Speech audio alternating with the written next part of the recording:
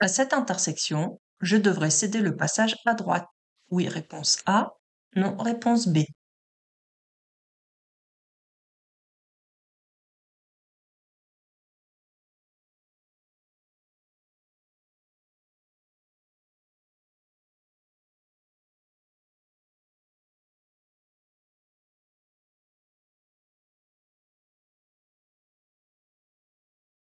Il n'y a pas de panneau ni de marquage au sol, ni pour moi, ni pour la route de droite, uniquement un passage piéton.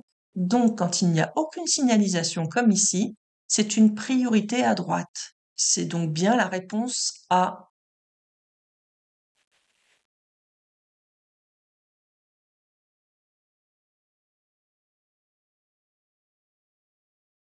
Ce véhicule a eu raison de s'insérer dans le sens giratoire. Vraie réponse A, faux réponse B.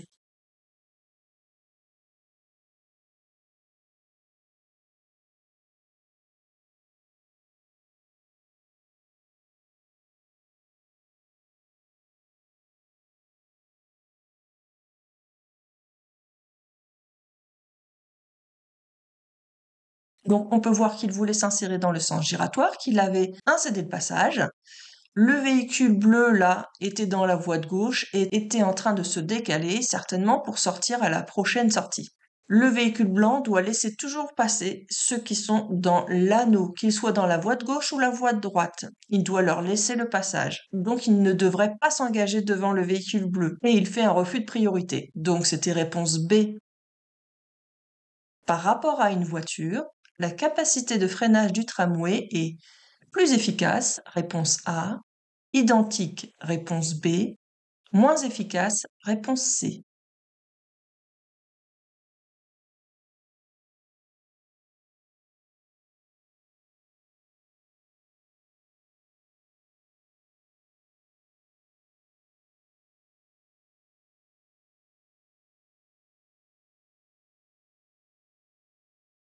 Il faut savoir quand même qu'un tramway, ça peut faire à peu près 40 tonnes à vide et 60 tonnes quand il est plein. Donc à peu près 300 personnes. Donc c'est énorme. Donc forcément, c'est beaucoup moins efficace qu'une voiture. Pour vous donner une petite idée, quand il roule à 50 km/h, il peut mettre entre 50 et 70 mètres de freinage, approximativement, puisque ça va dépendre du poids et de savoir si c'est mouillé au sol. Mais pour vous dire que c'est énorme. Donc c'était beaucoup moins efficace même, hein. Donc c'est moins efficace, réponse C. Le cric doit être positionné à des endroits bien spécifiques sous mon véhicule. Oui, réponse A. Non, réponse B.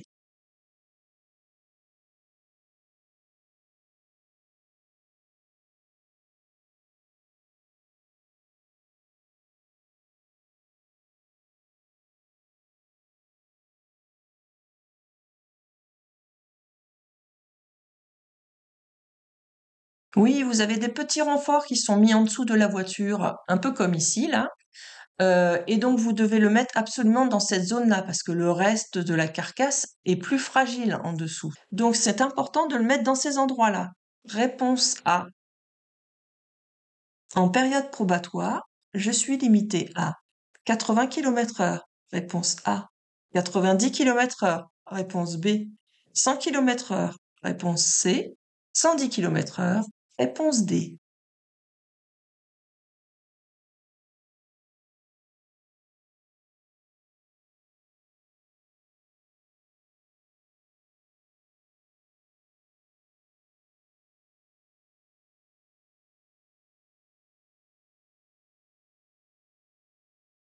Donc ici, on peut voir qu'on est sur une route à deux chaussées séparées par un terre-plein central. On voit bien le terre-plein central avec les véhicules qui arrivent en face. Donc on est bien en sens unique avec deux voies pour nous, avec une confirmation de la ligne continue ici. Après, qu'est-ce qui pourrait faire la différence? C'est savoir si on est sur l'autoroute ou pas. Là, on a un bon indice, ce sont les panneaux. Si on avait été sur l'autoroute, les panneaux auraient été bleus. Là, c'est pas le cas. Donc, dans ce genre de route, pour tout le monde, c'est limité à 110 quand on est sur une route à deux chaussées séparées par un terre-plein central. Mais comme on me dit ici que je suis en période probatoire, ma vitesse qui était initialement de 110 va passer pour moi en période probatoire à 100 km/h. Donc c'était réponse C.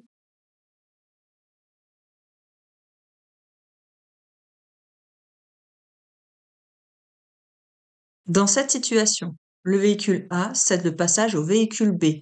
Oui, réponse A. Non, réponse B.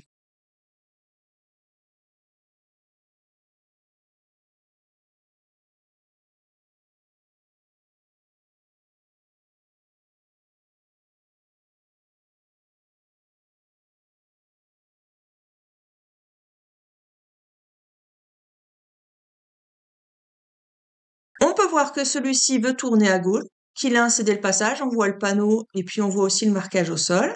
Et on voit aussi que celui-ci, qui est sur l'axe principal, parce que celui-ci a incédé le passage, donc c'est pas l'axe principal, celui-ci veut tourner à gauche.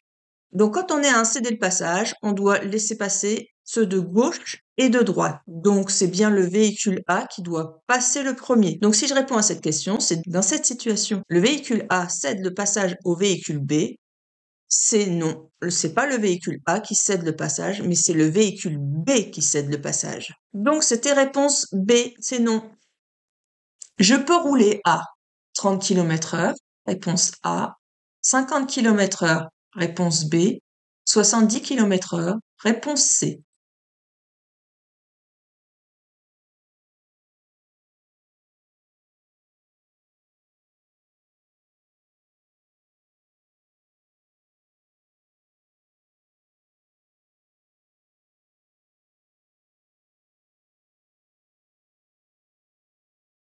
Vous avez plusieurs réponses de proposer. Donc c'est important sur cette question-là de prendre en compte ce qui est écrit ici.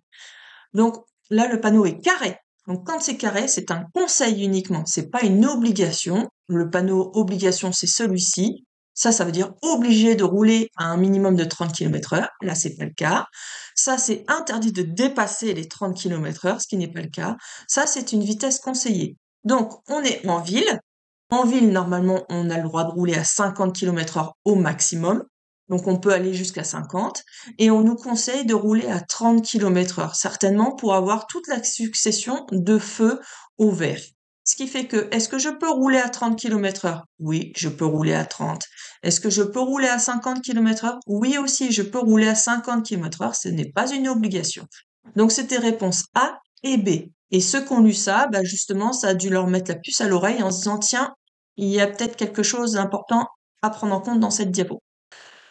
Un feu tricolore ne fonctionne pas lorsqu'il clignote vert en bas. Réponse A. Clignote jaune en bas. Réponse B. Clignote jaune au milieu. Réponse C. Et jaune fixe au milieu. Réponse D.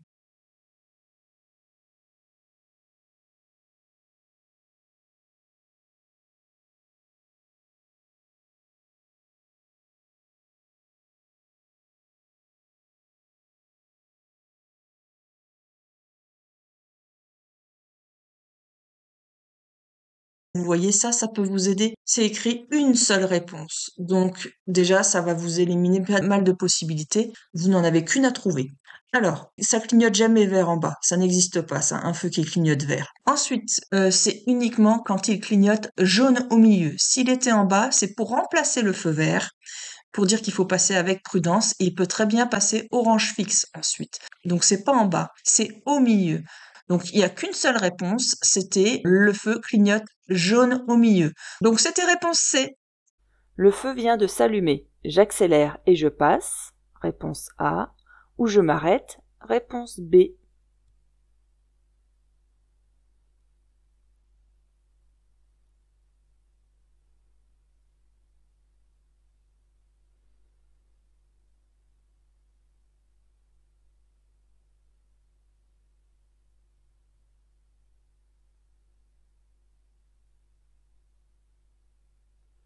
Donc à l'approche d'un passage à niveau, je ralentis toujours afin d'être en mesure de m'arrêter si le feu se déclenche. Donc si le feu se met à se clignoter, je m'arrête absolument, impérativement. Je n'accélère pas pour passer. Donc là, c'était je m'arrête. Réponse B. Je suis limité à 30 km/h dans cette rue seulement. Oui, réponse A. Non, réponse B.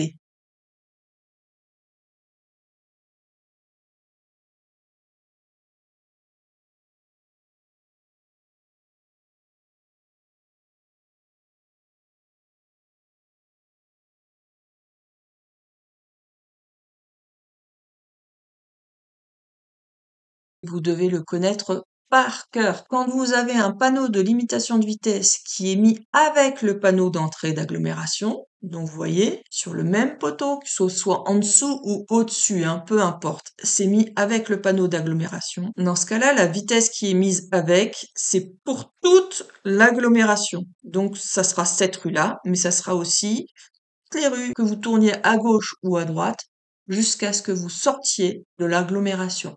Donc c'est pour toute l'agglomération et pas dans cette rue seulement. Réponse B.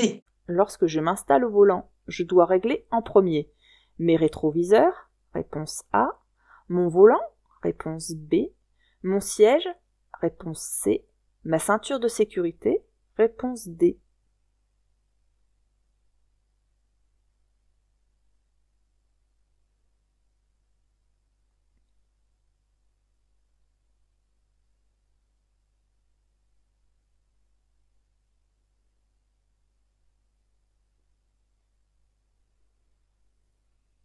Alors, comment je m'installe au volant? Dans un premier temps, il faut d'abord régler au niveau de votre siège. Ça, c'est le premier à régler. Alors, comment vous réglez par rapport à votre siège? Vous réglez par rapport à vos jambes. C'est-à-dire que vous devez pouvoir appuyer sur la pédale d'embrayage, la pédale la plus à gauche. Vous devez pouvoir appuyer sur la pédale d'embrayage sans avoir la jambe tendue ni trop pliée. Ensuite, vous allez régler vos bras. Donc, ça sera ça sera par rapport à votre volant. Alors, vous allez rester adossé à votre siège et puis vous allez tendre les bras au-dessus du volant. Donc, faut que vous regardiez sur une petite photo, mais vous devez pas avoir les bras qui dépassent trop au-dessus du volant, ni avoir les bras trop pliés. À savoir que vous pouvez aussi régler la profondeur du volant et la hauteur du volant. Maintenant, sur les nouvelles voitures, ça se fait à chaque fois. Ça, c'est génial d'ailleurs pour les très grands. Ensuite, une fois que vous avez réglé le siège et que vous avez réglé donc vos jambes et au niveau des bras, eh bien, vous allez régler les rétroviseurs. Alors, les rétroviseurs, il faut les régler, mais il faut surtout pas se pencher au moment où vous les réglez, d'accord? Il faut rester bien droit comme si vous conduisiez pour régler vos rétroviseurs. Et une fois que vous avez fait ça, vous pouvez régler votre ceinture de sécurité. C'est-à-dire que vous l'enclenchez, mais elle ne doit pas être vrillée non plus. Donc vous devez la mettre correctement, votre ceinture. Donc si on regarde bien par rapport au siège, le siège qui est là, et puis vous êtes ici, là, installé là. Je simplifie, d'accord, vous m'excuserez, mais voilà, vous êtes ici. Eh bien, il y a une méthode à faire. C'est que vous commencez par le bas et vous finissez par le haut. Alors, vous commencez d'abord par régler les jambes. Donc ça, c'est en 1. Ensuite, vous allez régler en 2 votre volant. En 3, l'appui-tête, mais là, il ne vous le propose pas, d'accord? En 3, l'appui-tête. Et en 4, le rétroviseur. Ok? Donc plus ça vient, plus vous montez. Donc les jambes, les bras, votre appui-tête, le rétroviseur. Et une fois que vous avez fait tout ça, vous mettez votre ceinture en dernier. Et vous savez pourquoi on met la ceinture en dernier? C'est parce que tout simplement, si vous avez votre ceinture là, vous avez votre ceinture, clac, donc vous êtes bien serré au siège. Vous mettez votre ceinture en premier. Comment vous faites après pour avancer votre siège? Parce que là, vous êtes coincé, la ceinture, elle va pas se desserrer comme ça. D'accord? Donc après, vous pouvez plus trop manipuler votre siège. Donc on met la ceinture, celle-ci, en dernier. Donc jambes, bras, tête, rétro. Ok? On monte fur et à mesure. Jambes, bras, tête, rétro, ceinture. À apprendre par cœur. Donc là, lorsque je m'installe au volant, je dois régler en premier. Et bien là, c'était la réponse C, mon siège. Comme le système de surveillance d'angle mort n'indique rien, j'ouvre la portière sans précaution supplémentaire. Oui, réponse A. Non, réponse B.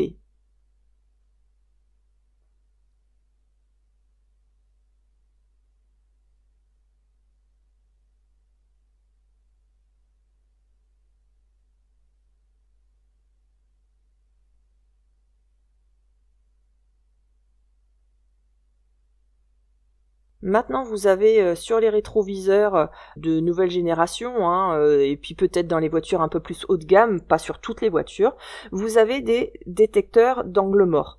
Et donc, quand vous regardez, soit vous avez un petit symbole, un petit voyant qui s'allume au niveau de votre rétroviseur quand il y a un véhicule qui est à côté, soit ça va être au niveau de votre portière, ça va, du montant quasiment, il va y avoir un petit symbole qui va s'allumer. Dans ce cas-là, ça vous permet de voir s'il y a un véhicule qui est sur votre angle mort. Mais attention, c'est pas à 100% fiable. Alors pourquoi c'est important quand même de ne pas se fier que à ça? Allez, je vous sors un exemple. Vous êtes sur une route, vous êtes stationné à droite, comme il faudrait si vous êtes en agglomération, c'est un petit rappel, vous n'avez le droit de stationner que dans votre sens de circulation. S'il y a un sens qui est comme ça, vous n'avez pas le droit, vous, de stationner de ce côté-là, c'est toujours dans votre sens de circulation. Alors, qu'est-ce qui se passe? Vous êtes donc stationné, comme je vous l'ai dit, ici. Ensuite, vous avez la voie dans l'autre sens. Et puis, vous voulez quitter votre stationnement. Donc, vous regardez dans votre rétroviseur qui va détecter dans cette zone-là, à peu près, voir s'il y a un autre véhicule sur le côté. Le problème, c'est que il y a un petit malin qui s'est garé en contresens de circulation, par exemple, et puis qui décide de s'engager. Au moment où vous allez aussi vous déporter pour vous engager. Et qu'est-ce qui se passe? Là, c'est l'accident. Et lui, le détecteur, il peut pas le voir. Ou ça peut être la même chose, quelqu'un qui sort de chez lui qui veut s'engager, ou une rue, qui est là, et puis au moment où vous voulez déboîter, vous déboîtez aussi, et puis c'est l'accident. Parce que l'angle mort ne peut pas détecter ça.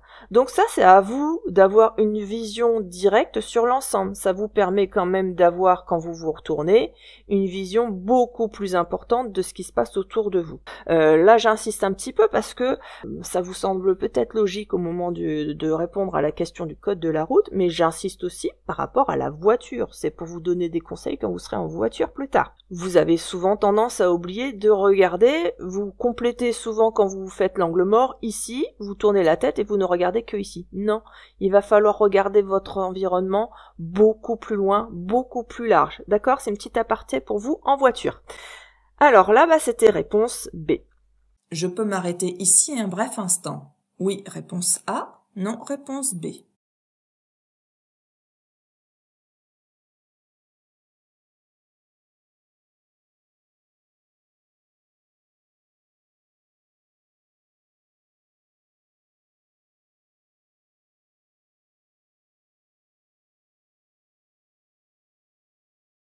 Alors, on peut voir, vous voyez ici, là, les pointillés sont larges. Donc, large et resserré.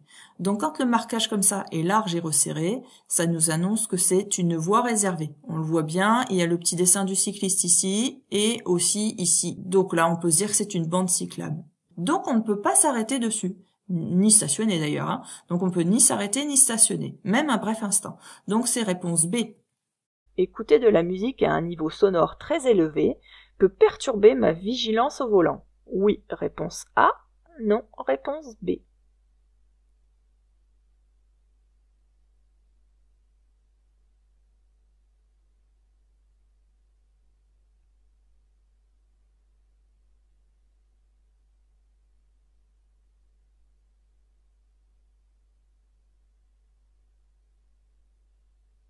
Alors c'est vrai que ça perturbe le niveau sonore, si c'est très élevé, ça perturbe. Et en plus de ça, vous n'allez pas détecter tous les indices sonores. Quand je parle d'indices sonores, ça peut être quoi? Ça peut être une moto ou un scooter qui arrive sur le côté. On entend le bruit quand il est proche de vous. Ça peut être aussi une sirène d'un véhicule d'intervention qui passe en urgence et qu'il faudra peut-être laisser passer. Si vous avez le niveau sonore qui est trop élevé de votre musique, vous n'entendrez pas tout ça. Donc réponse A. Je vais circuler sur une route à double sens de circulation. Au niveau du panneau, réponse A. 150 mètres après le panneau, réponse B.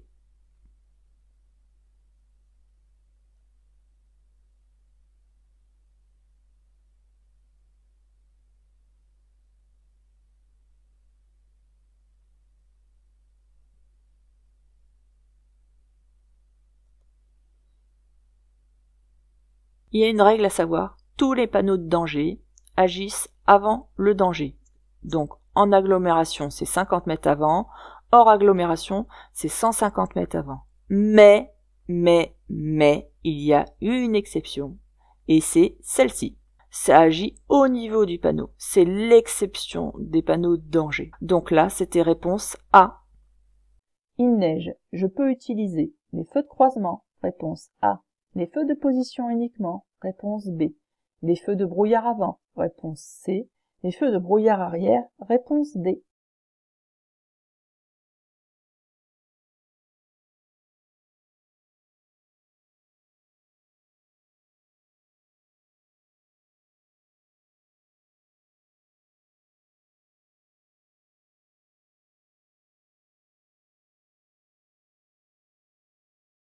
Si vous avez encore quelques difficultés pour savoir quand est-ce que vous mettez vos feux, en fonction des situations, n'hésitez pas à aller sur ma vidéo, je vous la mets en lien là en haut à droite, d'accord? N'hésitez pas à aller dessus, ou je vous la remettrai aussi dans la description en bas de page, où je vous réexplique un petit peu tout ça, je prends vraiment le temps de vous expliquer tout ça. Là on va aller un petit peu plus rapidement, mais si vous voulez plus d'infos, n'hésitez pas. Alors, les feux de croisement, eh bien, je peux donc en effet les mettre quand il y a mauvaise météo. Donc là, c'est déjà la A. Les feux de position, uniquement, je ne peux les mettre que si je suis en agglomération éclairée. La nuit, en agglo éclairée. C'est pas le cas. Les feux de brouillard avant, j'ai le droit de les mettre en cas de brouillard, neige et pluie. Je vous donne une astuce sur les petites vidéos. N'hésitez pas à aller la voir. Donc, le brouillard, neige et pluie, c'est le cas. Donc, neige, j'ai le droit de la mettre. Les feux de brouillard arrière, j'ai le droit de les mettre qu'en cas de brouillard et neige. Donc c'est réponse A, C et D. Le conducteur de la voiture peut voir le petit garçon s'il regarde dans les rétroviseurs. Oui, réponse A. Non, réponse B. En tournant la tête. Oui, réponse C. Non, réponse D.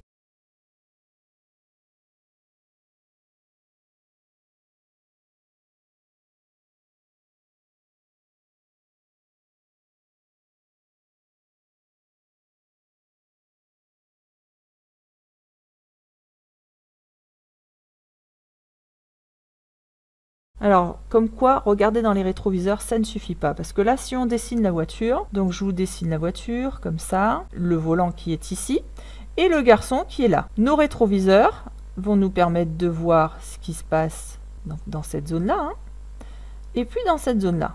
Ça, c'est pour les rétros extérieurs. Donc là, les rétros extérieurs, l'enfant, il n'est pas vu. Le rétro intérieur, en effet, il va permettre de voir tout ce qui se passe derrière dans cette zone-là. Mais le problème, c'est que regardez par rapport au rétroviseur qui est un peu plus loin, hein, là, le rétroviseur, il est là, et le champ de vision, au niveau hauteur, eh ben, il est comme ça. Pourquoi? Parce que là, on n'a plus de visibilité, et l'enfant, il passe juste en dessous du rétroviseur. Là, on ne le voit pas du tout. Et en se retournant non plus d'ailleurs, on ne le voit pas. D'où l'importance de bien regarder ce qui se passe autour de son véhicule avant de monter dans la voiture, pour avoir une idée du nombre de personnes qui peuvent arriver et ne pas être vues au moment où on regarde dans les rétroviseurs. Donc ces réponses B et D. Ce dispositif est autorisé si le conducteur garde les mains sur le volant. Oui, réponse A. Non, réponse B. L'écouteur n'occupe qu'une oreille. Oui, réponse C. Non, réponse D.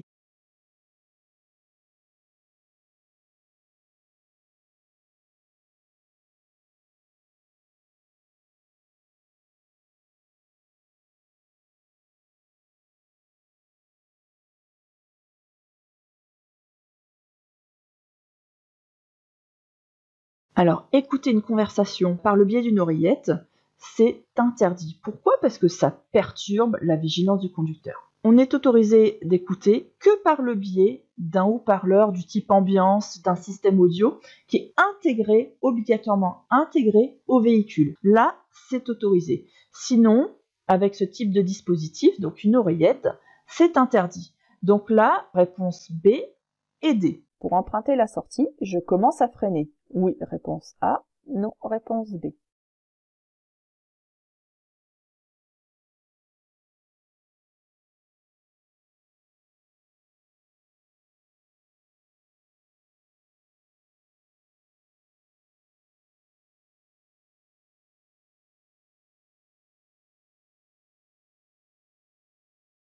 Alors, à quoi ça sert une voie de décélération? Parce que là, c'est ce qui se passe. Hein, on est sur l'autoroute, là, les panneaux sont bleus avec la cartouche qui est rouge. Et donc, là, on est sur l'autoroute, on a une voie de décélération. Le but de la voie de décélération, c'est que on passe de 130 km/h au virage, hein, souvent c'est 50 ou 70 km/h qu'on nous demande au bout de la voie de décélération. On passe par exemple de 130 km/h à 50 sur une distance qui est assez réduite, mais le but c'est de le faire au maximum dedans, de manière à ne pas gêner ceux qui sont derrière. Pourquoi? Parce que si on freine, ça va faire freiner encore un peu plus fort celui qui est derrière, encore un peu plus fort, parce qu'avec le temps de réaction, celui qui est encore derrière, et ainsi de suite. Et c'est comme ça qu'on arrive à des accidents. C'est quand il y a un petit freinage vers l'avant, ça se répercute encore de façon plus importante vers l'arrière, et le freinage, il doit être encore plus brutal à l'arrière. Donc c'est pour éviter toutes les différences de vitesse qu'on a créé les voies de décélération. Donc si vous freinez maintenant, vous devenez dangereux, d'autant plus en plus, mais même s'il y avait personne derrière, là, il y a du monde qui vous suit d'assez proche derrière. Donc, on ne freine pas maintenant. Attention, ça ne veut pas dire qu'on ralentit pas avant. On peut décélérer gentiment avant, c'est-à-dire lâcher l'accélérateur de manière à ce que progressivement, j'arrive à peu près à l'allure qui est demandée à l'entrée de la voie de décélération. Mais j'attends d'avoir les 4 roues dedans pour commencer à freiner. Évidemment, sauf s'il y a un bouchon vers l'avant, un accident, ou vous avez une voie exceptionnellement très très courte. Mais sinon, dans une situation globale générale, on freine une fois qu'on a les 4 roues dedans. Donc, est-ce que je commence à freiner? Non, réponse B.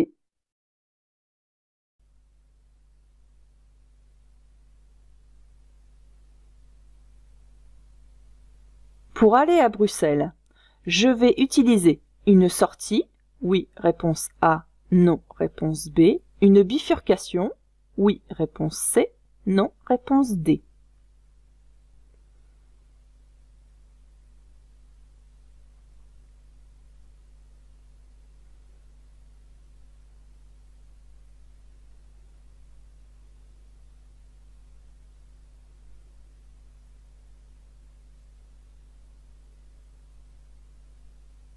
Alors, il y a plusieurs choses qui vous disent que c'est une bifurcation. Avec ce panneau-là, là, il est bleu, hein, c'est qu'on est sur l'autoroute. Vous avez confirmation ici aussi, vous avez vu, on est sur l'autoroute. Et là aussi, on est sur l'autoroute, si on prend Bruxelles, d'accord? Les panneaux sont bleus.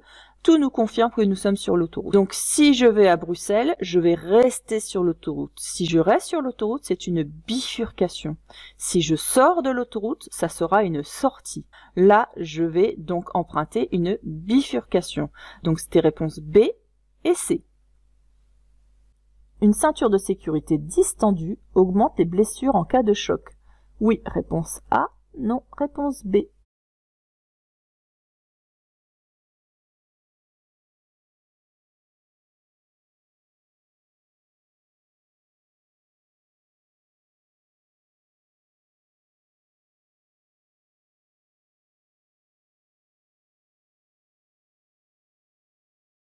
Et oui, le but de la ceinture de sécurité, c'est de nous maintenir proche du siège et du dossier, de manière à pas être projeté vers l'avant et de ne pas taper soit le volant ou un montant de la voiture. Si la ceinture de sécurité est distendue, c'est-à-dire qu'elle n'est pas bien plaquée contre vous, mais par exemple, il y en a qui mettent des petites pinces, vous savez, pour que ce soit détendu un petit peu. Distendu, ça veut dire détendu, qui est pas serré. Et bien dans ce cas-là, la ceinture de sécurité ne va pas vous maintenir le long de ce dossier-là et vous risquez, dans ce cas-là, d'être retenu beaucoup plus tard et de taper le volant ou le montant et d'avoir un traumatisme crânien, par exemple.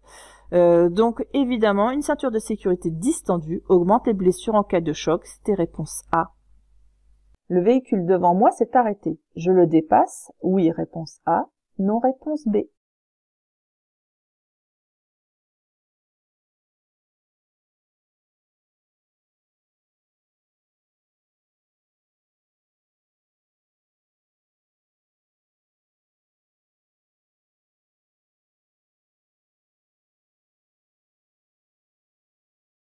S'il s'est arrêté, il y a peut-être une raison à ça. Et si on observe bien, vous voyez ici que ici il y a un passage piéton. Donc on peut peut-être supposer qu'il s'est arrêté parce qu'il y a un piéton qui a l'intention de traverser. Le problème du poids lourd, là, c'est qu'il nous cache toute la visibilité. On ne peut pas anticiper ce qui se passe devant lui. Donc, est-ce que je le dépasse? Non. À cause du passage piéton et du manque de visibilité, les conditions sont pas réunies pour le dépasser. Il y a un fort risque que moi, après, j'écrase le piéton qui va déboucher de derrière le poids lourd. Donc, c'est réponse B. Qui doit passer le premier? Le piéton, réponse A. La voiture, réponse B.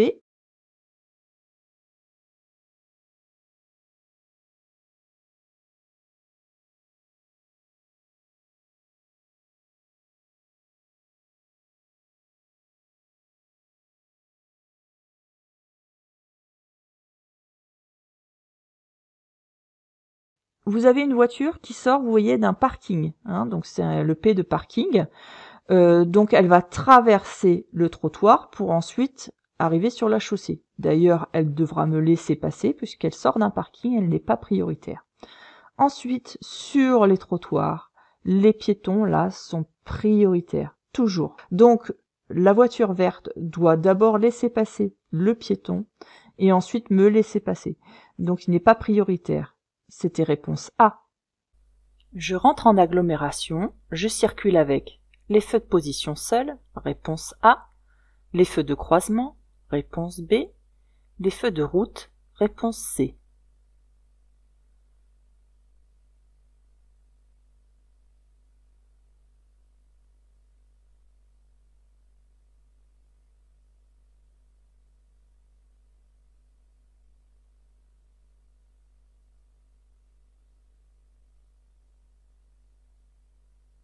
Alors, là, la donnée, c'est que on rentre en agglomération.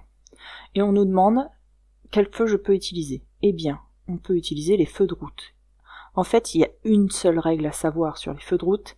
C'est simple, mais vous avez tendance à vous mélanger, je vous explique tout. Les feux de route, on a le droit de l'utiliser à partir du moment, et c'est même pas on a le droit, c'est on est obligé de les utiliser.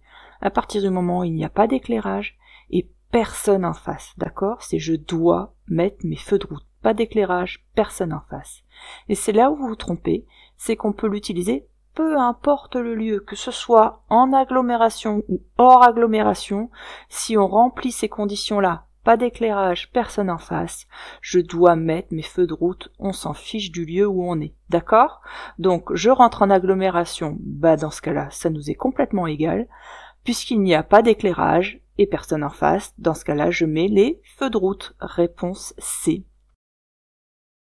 Le contrôle automatique de la pression des pneus m'informe d'une anomalie de pression. Oui, réponse A. Non, réponse B. M'évite de contrôler l'état des pneus. Oui, réponse C. Non, réponse D.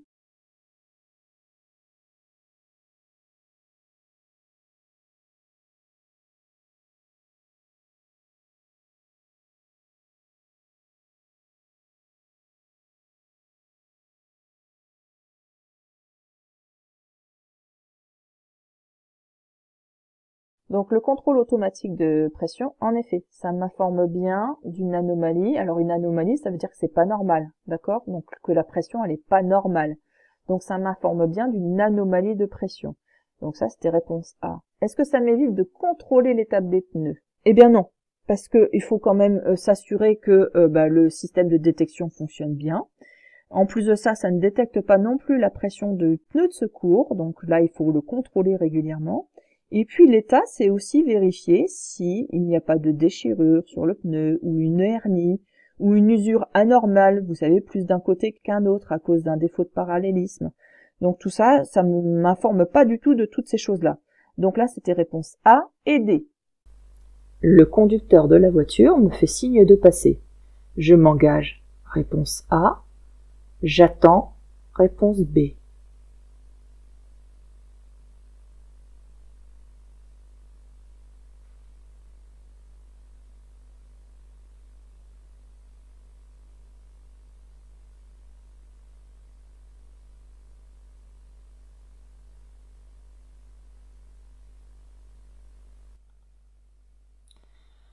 Alors, on peut voir que ici, on tourne à gauche. Donc, quand je tourne à gauche, je dois toujours laisser passer les véhicules qui sont en face s'il n'y a pas de signalisation particulière. Ensuite, on voit que la voiture noire, elle, tourne à droite. Donc normalement, on se passe l'un derrière l'autre pour tourner mutuellement chacun de notre côté. Ça, je vous ferai une petite vidéo là-dessus pour vous expliquer un petit peu comment ça fonctionne dans ce genre de situation. Est-ce qu'on passe l'un devant l'autre ou l'un derrière l'autre? Ça serait peut-être intéressant. Dites-le moi d'ailleurs en commentaire si ça vous intéresse. Voilà, alors, on en parlera un peu plus tard dans une autre vidéo de ce type de croisement. Voilà, alors, le conducteur d'en face me fait signe de passer. C'est sympa, donc je pourrais me dire j'y vais. Mais là, il y a un problème. C'est qu'il y a à côté un cycliste. Le cycliste, lui, ne me fait aucun signe, donc il reste prioritaire, qu'il aille tout droit ou à droite, hein, à sa droite, d'accord? S'il avait voulu aller à gauche, il ne serait pas placé ici, il se serait placé de ce côté-là. Donc il va tout droit ou à droite. Ce qui fait que moi, quand je tourne, je vais lui couper la route, donc je dois le laisser passer, ce cycliste.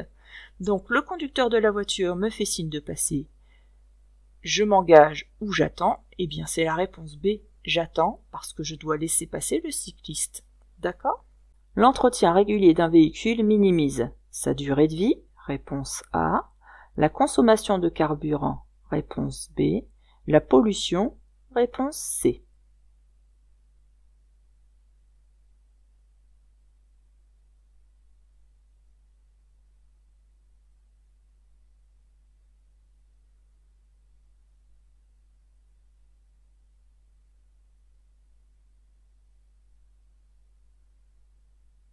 Alors, l'entretien régulier, est-ce que ça minimise? Ça veut dire, est-ce que ça réduit sa durée de vie? Non, bien au contraire, ça augmente sa durée de vie, donc c'est pas la A. Est-ce que la consommation de carburant est minimisée aussi? Oui, ça, là, le fait d'avoir un entretien régulier, on réduit la consommation de carburant, d'accord? Donc là, c'est bien réponse B. Et aussi, de par la même occasion, on réduit aussi la pollution, donc réponse C. Donc là, c'était B et C. Ces enfants sont correctement attachés. Oui, réponse A. Non, réponse B.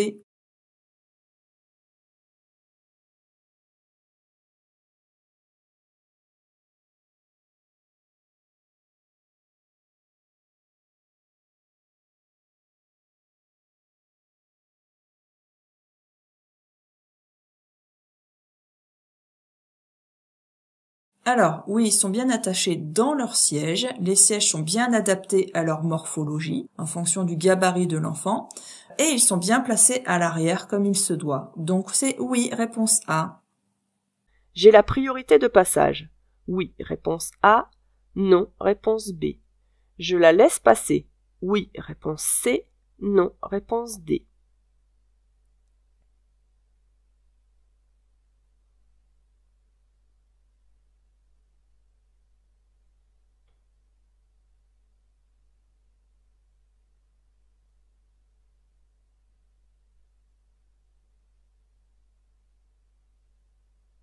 Qui a la priorité normalement? Qui a l'obstacle en fait? Moi j'ai ma voie normale et c'est elle qui a les voitures en stationnement. Donc elle doit s'écarter de sa voie pour emprunter la mienne, pour ensuite pouvoir, quand les stationnements seront terminés, revenir dans sa voie. Normalement, elle n'a pas emprunté ma voie comme ça, sauf s'il y avait eu un panneau qui l'autorisait à faire. Là, il n'y a pas de signalisation, il n'y a pas de panneau.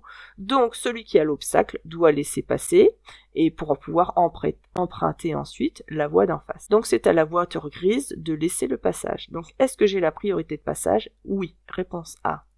Est-ce que je la laisse passer? Là, elle est engagée, donc maintenant, je dois la laisser terminer. Il n'y a aucun intérêt à avancer et tout bloquer dans la circulation. Après, je vais être obligé de monter sur le trottoir parce qu'on n'aura pas assez de largeur pour passer. Je n'ai pas non plus à monter sur le trottoir dans ce genre de situation-là. Donc, je la laisse terminer parce que c'est vrai qu'elle aurait pu décider de ne pas s'engager parce qu'elle était au tout début des stationnements. Elle a mal, je pense, évalué son temps d'insertion, ou alors elle ne voulait pas respecter la règle. Elle a décidé de s'engager quand même. Bah là, je vais donc du coup la laisser finir. Donc c'était réponse C, A et C. En consommant de l'alcool, ma vigilance va augmenter. Oui, réponse A. Non, réponse B.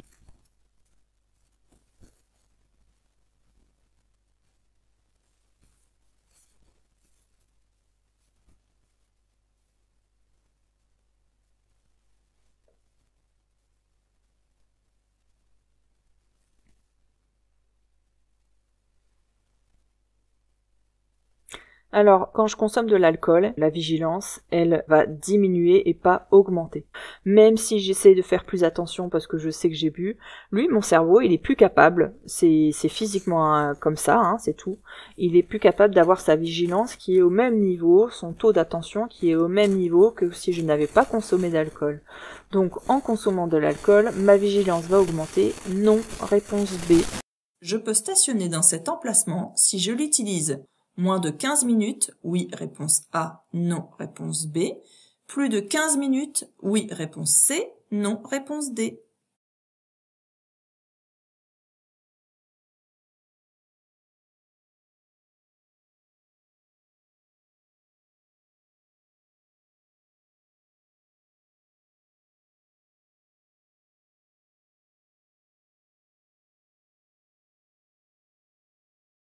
Ici, vous avez une signalisation qui vous dit que c'est interdit de stationner et que vous avez une limitation dans le temps de 15 minutes. Donc, c'est quand même autorisé, mais pour 15 minutes. Attention, là, vous avez un panonceau, et celui-ci, il est important à prendre en compte, qui vous dit que c'est pas pour après ce panneau-là, mais c'est pour avant.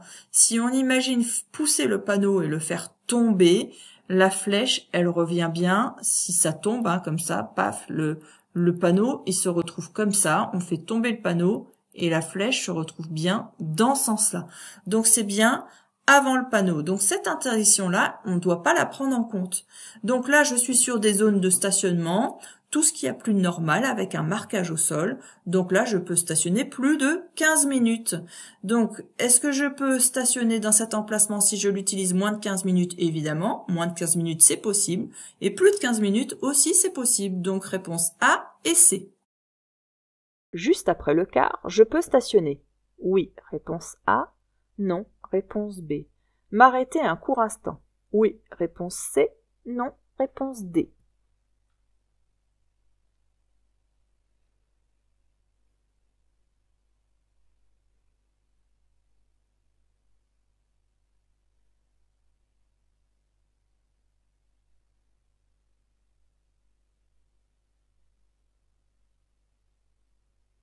Il existe des stationnements à place partagée et il existe des stationnements à place réservée. Alors, quelle est la différence? On va d'abord voir les stationnements à place partagée.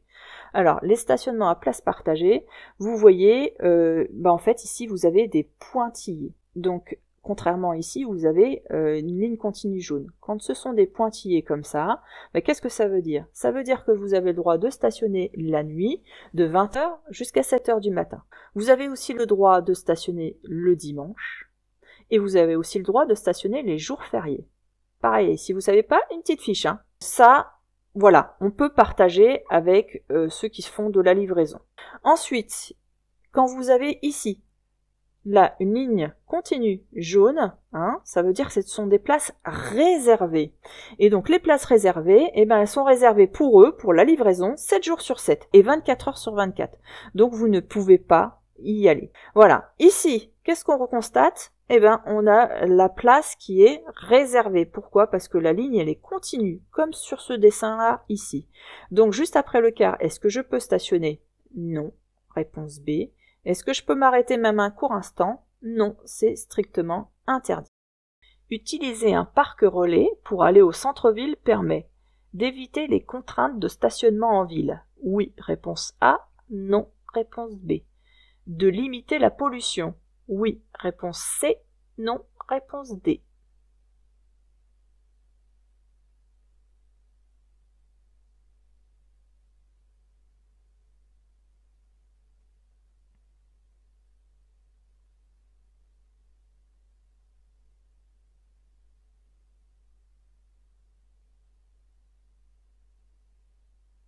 Alors, un parking relais possède beaucoup de place. Ça permet d'accueillir beaucoup de monde. Donc, vous n'avez pas à chercher pendant des heures un stationnement. Et donc, c'est facile de s'y garer. Ça évite de chercher la place en ville, c'est quand même pas négligeable. Donc là, ça permet d'éviter les contraintes de stationnement en ville, oui. Est-ce que ça limite la pollution? Oui aussi. Pourquoi? Parce que une fois que vous êtes garé dans ce parking-là relais, vous allez prendre un transport en commun. Soit ce sera un bus, soit ça sera le métro, mais il y aura un transport en commun de proposé. Et donc on sait bien que les transports en commun provoquent moins de pollution que si on prenait chacun notre voiture. Donc là, bah, c'était réponse A et C.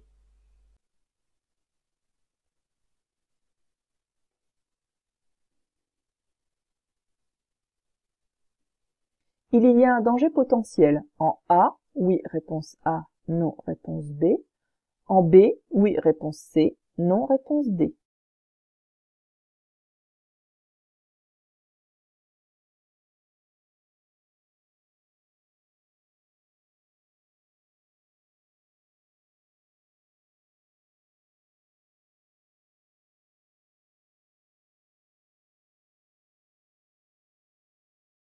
Alors là, on est au niveau du passage piéton et on n'a aucune visibilité, que ce soit à droite ou à gauche, on ne voit rien. Et si on revient en arrière, vous allez voir que le problème est le même. On ne voit rien non plus à gauche et à droite. Donc je reviens un peu en arrière et vous allez voir que, vous voyez ici, on voit rien sur les côtés, on voit toujours rien, on voit toujours rien. On n'est pas du tout capable d'anticiper pour savoir s'il y a quelqu'un qui va arriver sur les côtés. D'accord? Donc le danger potentiel, il est sur les deux côtés. Donc en A et en B. Réponse A et C. Lorsque je freine, j'utilise le pied gauche, réponse A, le pied droit, réponse B.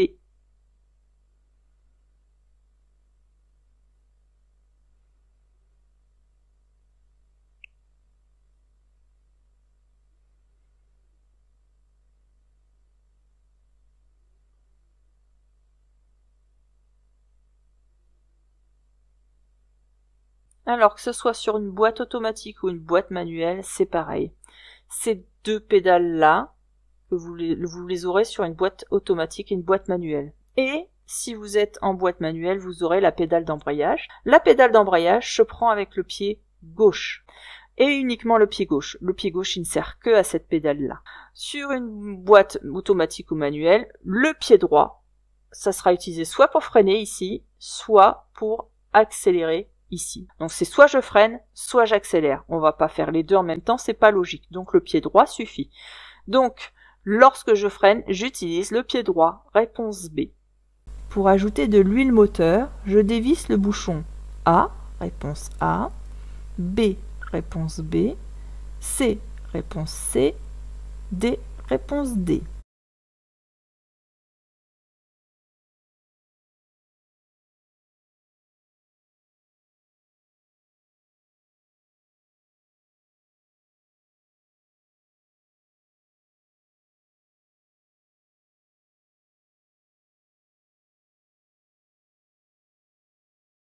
Là, vous devez les connaître par cœur, ces symboles ici. Donc, le bouchon A, c'est le remplissage du liquide lave-glace. Le bouchon B, c'est le liquide de refroidissement. À ne surtout pas ouvrir à chaud parce que vous risquez de vous brûler, d'accord? C'est pour ça qu'il y a un panneau de danger.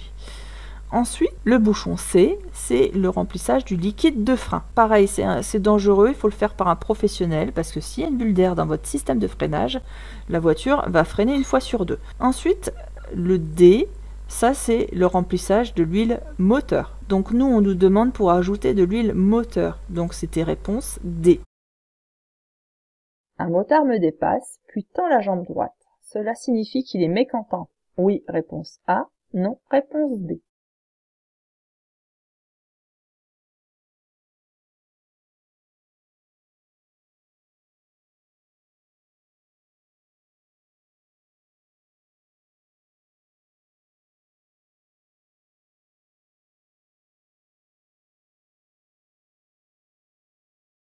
Alors, s'il me tend la jambe droite, c'est pour pouvoir éviter de lâcher le guidon, d'accord? En plus de ça, c'est ici qu'il y a l'accélérateur, on tourne la poignée des gaz pour pouvoir accélérer. Alors, s'il nous dépasse et qu'il lâche l'accélérateur, il va se mettre en danger parce que on va se rapprocher l'un et l'autre. Donc, c'est pour ça qu'il va tendre sa jambe droite. Mais c'est pas parce qu'il est mécontent du tout. Donc, c'était réponse B. Mon passager me conseille de passer puisque la voiture devant est passée. Je l'écoute et je passe. Réponse A. Je m'arrête. Réponse B.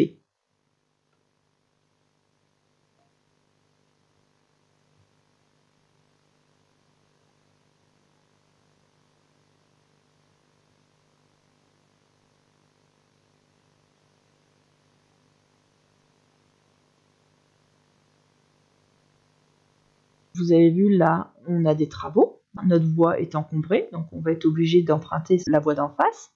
Donc pour éviter qu'on se retrouve face à face, ils ont installé temporairement un feu tricolore. Là, mon feu, pour l'instant, il est rouge. Donc si je suis au rouge, les autres en face sont au vert et donc vont arriver. Même si je vois qu'il y a déjà un véhicule qui l'a fait, même si mon passager me dit de passer, je ne l'écoute pas et je m'arrête. Ça, c'est réponse B. Le témoin d'usure nous donne des informations sur la pression du pneu. Oui, réponse A. Non, réponse B.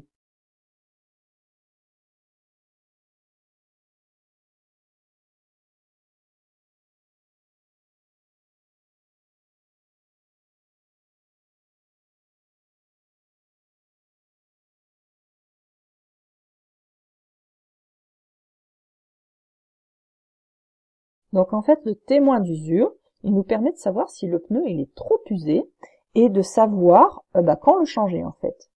Pour la pression des pneus, il faut utiliser un manomètre pour ça, ou un contrôle visuel aussi, mais c'est pas suffisamment précis. Ça va surtout nous permettre de savoir si on a crevé. Donc là, c'était réponse B. Je désactive le régulateur de vitesse. Oui, réponse A. Non, réponse B.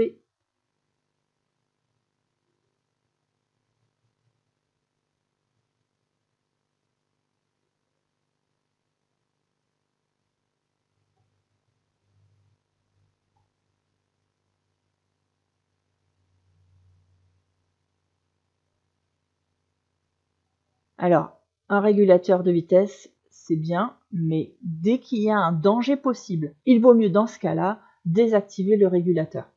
Là, qu'est-ce qu'on voit? On voit un cycliste qui circule et avec une visibilité en face qui est pas top, donc on ne sait pas trop si quelqu'un va arriver en face.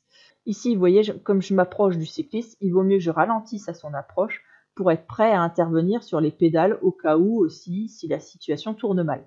Donc, il vaut mieux désactiver le régulateur. Donc, c'était réponse A.